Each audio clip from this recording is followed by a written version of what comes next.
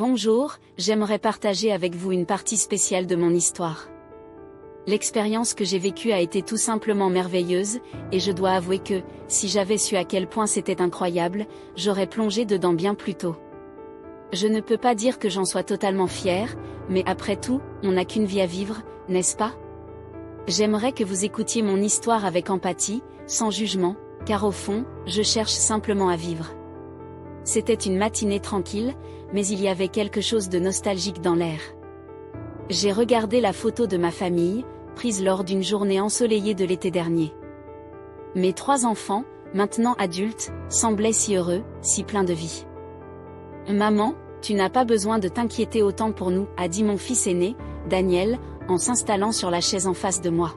« On va tous bien. Il te suffit de prendre soin de toi. » « Je sais, mon chéri, mais parfois j'ai l'impression de perdre le fil de la vie, » répondis-je en soupirant. Les choses ont tellement changé.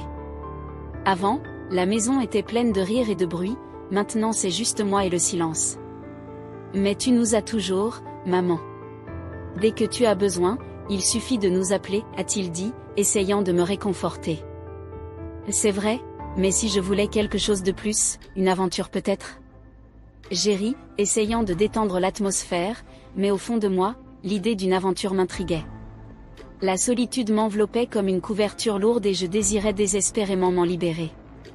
Plus tard, pendant le déjeuner en famille, l'atmosphère était légère. La table était remplie de plats délicieux et les rires résonnèrent dans la maison. C'est à ce moment-là que j'ai rencontré Alex, l'ami de mon petit-fils. Il est entré dans la pièce avec un grand sourire, une énergie juvénile et radieuse. « Salut, ça va ?» a-t-il dit en me tendant la main. « Tu dois être Johanna. J'ai tellement entendu parler de toi. »« Salut Alex, enchanté de te rencontrer » ai-je répondu, sentant mon cœur s'accélérer. Il y avait quelque chose en lui qui m'attirait, une vivacité que je n'avais pas vue depuis des années. « Comment es-tu devenu ami avec mon petit-fils ? » « Oh, on est camarades à l'université et il parle toujours de combien ta famille est unie. »« C'est inspirant » a-t-il dit en clignant des yeux. J'ai ri nerveusement. Sa façon décontractée était contagieuse, et, pendant un instant, j'ai oublié mon âge et mes responsabilités. « Tu fais du sport ?» ai-je demandé.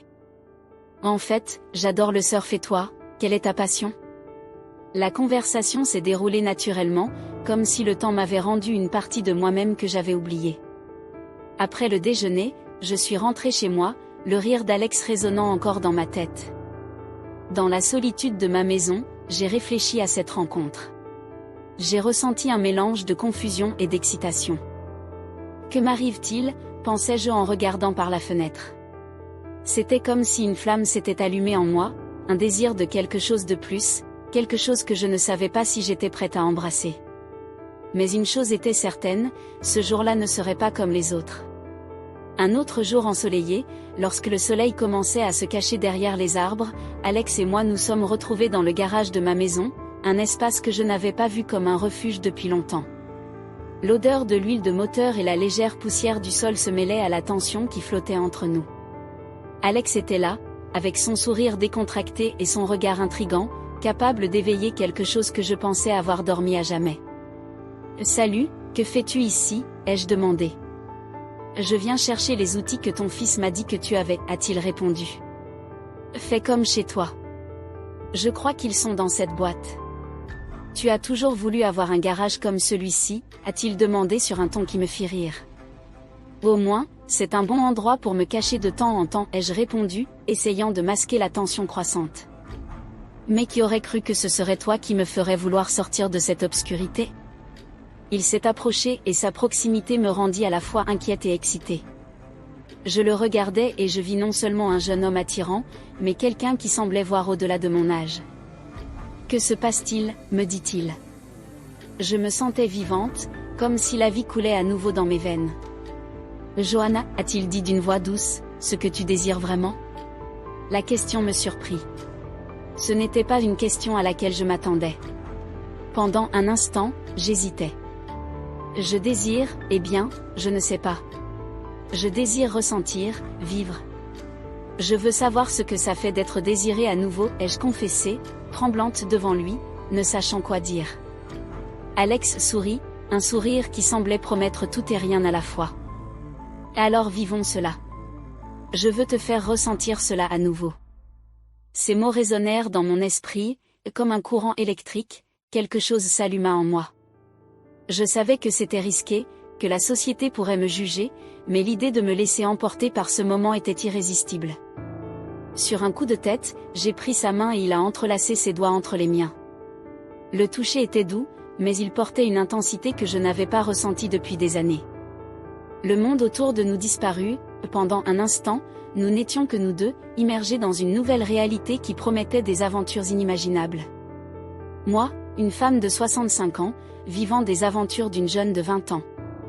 Il me prit d'une manière dont je ne pouvais m'échapper.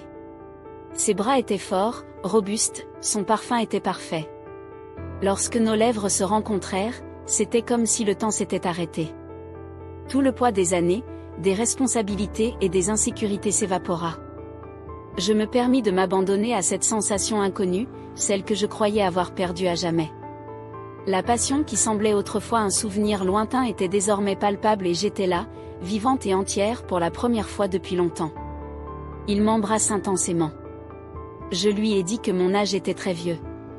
Il a juste murmuré et dit, « Je m'en fiche de l'âge, ce que je veux, c'est toi. » Soudain, nous étions là, sans nos vêtements.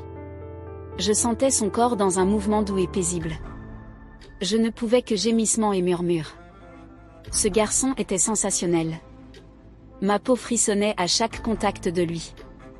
Mais soudain, à la hauteur de l'amour, il m'a dit, « Je te veux par derrière. » Que pouvais-je faire? Je ne pouvais pas dire non, car tout allait si bien. Je lui ai dit que je n'avais jamais fait ça, même si j'étais mariée au même homme depuis 28 ans. Il a dit, « Tu peux me laisser faire, je te traiterai avec soin, je ne te ferai jamais de mal. » Soudain, il m'a retourné et puis l'acte s'est produit. Ce n'était rien de ce qu'il disait, au contraire, c'était très bien. Il était très doux, je pouvais tout ressentir et je voulais beaucoup plus.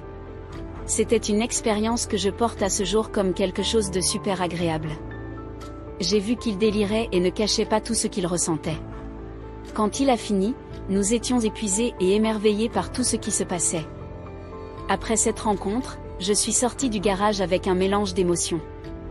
Je me sentais confuse, mais en même temps légère, comme si j'avais libéré des parts de moi qui étaient cachées sous des couches de routine et de conformisme. Était-ce un nouveau départ ou simplement une aventure passagère? Les questions dansaient dans mon esprit, mais une chose était sûre, je redécouvrais qui j'étais et cela en soi était un cadeau que je n'avais pas attendu.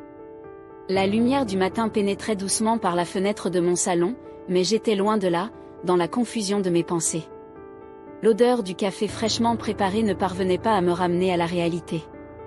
Je me suis souvenu d'Alex, de la façon dont il me regardait comme si j'étais la seule femme au monde. Mais, au fur et à mesure que les jours passaient, une ombre de doute commença à s'installer dans mon cœur. Est-ce que ce que nous avions vécu était réel ou juste un moment fugace, une aventure sans lendemain, comme il me l'avait dit au début? Je n'arrivais pas à échapper à cette question qui tourbillonnait dans mon esprit. Avais-je été naïve de croire que cela pouvait devenir quelque chose de plus ou bien, comme il l'avait dit, était-ce simplement un élan de désir temporaire qui ne trouverait jamais de place dans sa vie? Les souvenirs de notre rencontre me hantaient. Son sourire, la tendresse de son regard, l'intensité de ses paroles et même la douceur de son contact, tout cela restait gravé dans mon esprit comme une marque indélébile. Mais, malgré la chaleur de ces souvenirs, une part de moi ne pouvait s'empêcher de douter.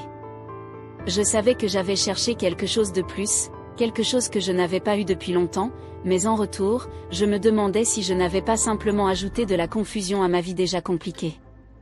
Mon téléphone vibra sur la table et je sursautai. C'était un message de Clara, ma meilleure amie, qui savait très bien ce que je traversais ces derniers temps. Alors, comment ça va? Est-ce que tout va bien avec Alex? Je soupire en lisant le message. Clara, avec son franc-parler habituel, voulait des réponses, mais moi, j'étais toujours dans l'incertitude. Que lui dire? Devais-je lui raconter toute la vérité, que tout ça avait été intense, mais que j'étais perdue dans un tourbillon d'émotions contradictoires, ou simplement lui dire que je me sentais confuse sans vraiment savoir comment avancer? Je décidai de lui répondre, mais j'hésitais quelques instants avant de trouver les mots justes. Je ne sais pas, Clara. Tout a été si intense, mais je suis perdue. Je ne sais pas si ce que j'ai ressenti était réel ou juste une illusion.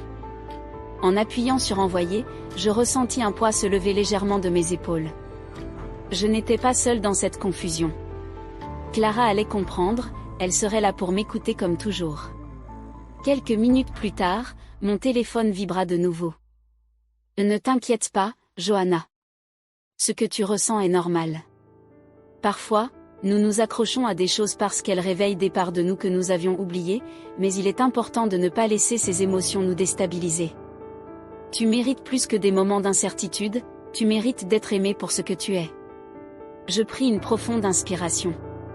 Clara avait raison. Peut-être que j'avais cherché une échappatoire à ma solitude, mais cela ne devait pas me faire perdre de vue ce qui était vraiment important. J'avais retrouvé une partie de moi-même avec Alex, mais cette partie de moi, je pouvais la préserver et la cultiver seule. L'amour et la paix que je recherchais ne viendraient pas de lui, mais de l'intérieur de moi-même. Je m'assis un moment en silence, les yeux fermés, écoutant les bruits de la maison. L'odeur du café flottait toujours dans l'air, mais je commençais à me sentir plus calme. C'était le moment de laisser partir le passé et d'avancer vers l'avenir, en sachant que malgré la douleur et les incertitudes, je pouvais toujours me relever.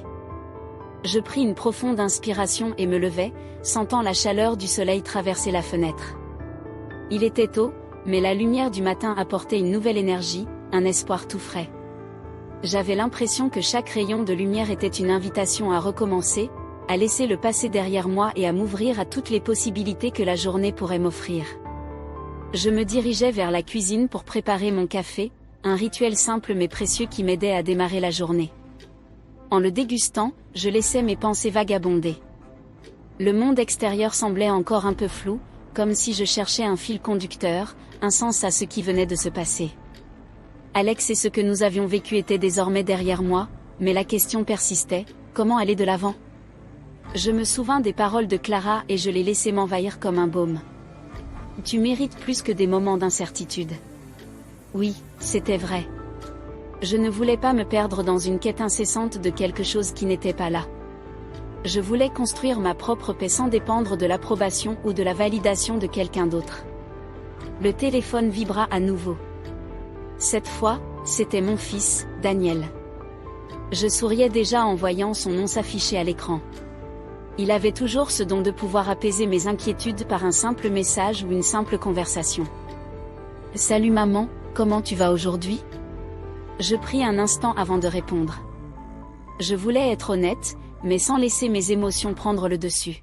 « Je vais bien, mon chéri, un jour à la fois, tu sais. Aujourd'hui, j'ai l'intention de prendre du temps pour moi. » Il répondit presque immédiatement. « C'est bien. Je te rappelle ce soir. Prends soin de toi. » Je déposai le téléphone sur la table, une douce chaleur envahissant mon cœur. Il me manquait, mais je savais qu'il comprenait, peu à peu, j'apprenais à m'accorder ce soin, cette tendresse envers moi-même que j'avais souvent oubliée dans le tumulte de la vie. Ce n'était pas le moment de me laisser engloutir par les regrets ou les doutes. Je savais que je devais avancer, non pas avec une vague espérance, mais avec la certitude que je pouvais créer la vie que je désirais. J'étais une femme pleine de ressources, d'expériences et de rêves et c'était à moi de choisir, chaque jour, la direction que je voulais prendre. La journée s'écoula doucement, remplie de petites tâches, de moments de calme et de réflexion. Mais dans chaque action, il y avait une intention nouvelle, une conscience de moi-même et de ce que je voulais vraiment. Ce n'était pas une simple routine, c'était une célébration de ce que j'avais accompli et de ce que je pouvais encore accomplir. J'avais l'impression de découvrir un nouveau chapitre, un chapitre où je serais l'héroïne de ma propre histoire. En fin de journée, lorsque le soleil commença à se coucher, je pris un moment pour moi, assise sur le canapé, les yeux fermés, appréciant la paix qui régnait dans ma maison. Le temps semblait suspendu et je sentais une connexion profonde avec tout ce qui m'entourait. J'avais redécouvert ma propre valeur et ce sentiment était bien plus précieux que tout ce que j'avais cherché ailleurs. Je savais que demain serait un autre jour et que je continuerais à marcher sur ce chemin, mais aujourd'hui, j'avais choisi d'être en paix avec moi-même. J'étais prête à recevoir ce que la vie avait encore à m'offrir, avec un cœur ouvert et une confiance renouvelée. Parce qu'au fond, je savais que le plus grand voyage était celui qui nous menait à découvrir notre propre potentiel et notre propre paix intérieure, et je l'avais trouvé, juste ici, en moi.